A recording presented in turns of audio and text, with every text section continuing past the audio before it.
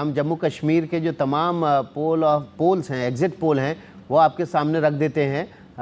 जो जम्मू कश्मीर के अलग अलग जगहों के पोल हैं वो हम आपको बड़ी स्क्रीन पर दिखाएंगे ताकि आप समझ सकें कि वहाँ पर जो एग्ज़िट पोल हैं उनके रुझान जो है वो क्या कह रहे हैं। जम्मू कश्मीर में अभी तक जो दैनिक भास्कर का पोल आया है उसमें बीजेपी को 28 से 32 सीटें मिलती दिखाई दे रही हैं, जबकि कांग्रेस को 43 से 46 सीटें कांग्रेस और एनसी के गठबंधन को मिलती दिखाई दे रहे हैं। हमारे साथ तमाम हम आपको ये आंकड़े आप दिखाएंगे। उससे पहले हम बीजेपी के आरपी सिंह की तरफ जाते हैं। बीजेपी के प्रवक्ता हैं और जम्मू कश्मीर के वो प्रभारी भी रहे हैं।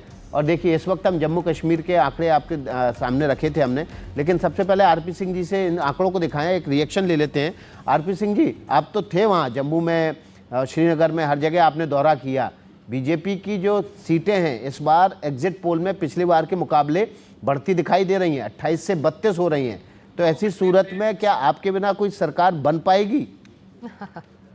देखिए, ये जो आंकड़े अभी आपने दिखाए, मेरा मानना है कि हम लोग कोई 32 से 33 सीटें तो हो सकता है 31, 32, 33 इन सीटों पे रहेंगे।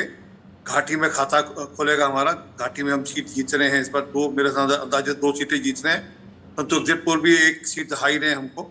और घाटी में वोट फ्रेगमेंट हुए हैं, तो जितनी पार्टी वहाँ थी, जितने इंडिपेंडेंट वहाँ थे, एनसी, पीडीपी और कांग्रेस भी, कांग्रेस और एनसी कुछ जगहों पे आमने सामने थी, वहाँ जमात थी, वहाँ पे बाकी और पार्टियां भी थी। तो मुझे लगता है कि वहाँ बहुत वोट फ्रेगमेंट हुआ है और ये जो आउटकम आप दिखा रहे हैं वैसा है नहीं घाटी का।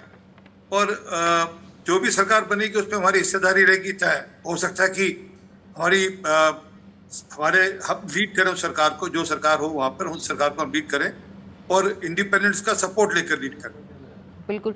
जो दावे बीजेपी इस वक्त कर रही है संदीप जी, घाटी में खाता खुलता दिख रहा है इस बार बीजेपी का, क्या जो प्रॉक्सी पार्टीज और कैंडिडेट्स की बात लगातार एनसी और कांग्रेस कर रहे थे, क्या सिंह साहब ने बहुत ही इंटरेस्टिंग शब्दों का उपयोग किया। उन्होंने कहा खाता खुलेगा।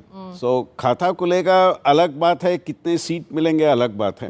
खाता तो खुलने की एक पॉसिबिलिटी घाटी में है, वो कोई डाउट नहीं करता है। पर उन्होंने और एक बात कही, वहाँ पे राइवल्स के बीच में वोट बंटने का एक लाइक्लीहुड है और वो तो परेशान थी नेशनल कॉन्फ्रेंस और कांग्रेस दोनों परेशान थे, जो प्रॉक्सी बीजेपी के उम्मीदवारों और पार्टीज को लेकर था। जी, उसमें देखिए एक इंटरेस्टिंग चीज़ है कि अभी का जो चुनाव है, अगर लास्ट लोकल चुनाव हम देखें 14 के बाद, तो 2020 या 22 का आपका डीडीसी, 20 का डीडीसी का पोल है जिसमें पार्टी सिंबल पे लड़ी थी, पंचायत में नहीं लड़ी थी। उस समय गुपकार अलायंस हुआ, 7 पार्टियों का अलायंस, और उसके बाद भी वो पोल स्वीप नहीं कर पाए।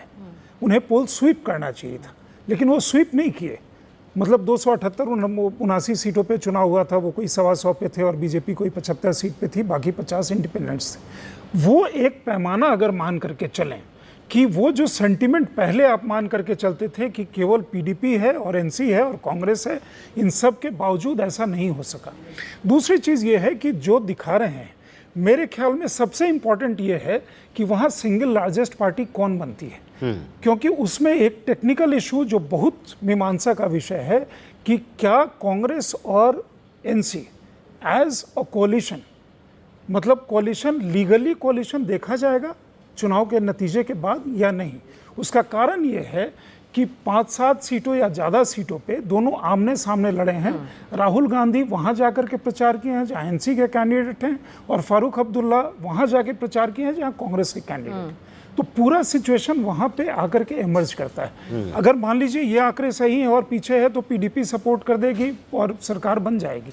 इंटरेस्टिंग सिनारियो ये होगा कि जिस दिन एग्जैक्ट पोल्स आएंगे, क्योंकि जो पहले मान करके चला जा रहा था हरियाणा के विपरीत कि एनसी और कांग्रेस बिल्कुल आगे है और चुनाव जीत रही है, उसमें फर्क अब आया है। और बीजेपी जो मान करके चल रहे थे कि वो अच्छा नहीं कर रही है, उन्होंने अपने रैंक्स को क्लोज किया है इस 1 महीने के दौरान, काफ़ी कुछ क्लोज किया है। तो क्या वो 25 के ऊपर जाते हैं?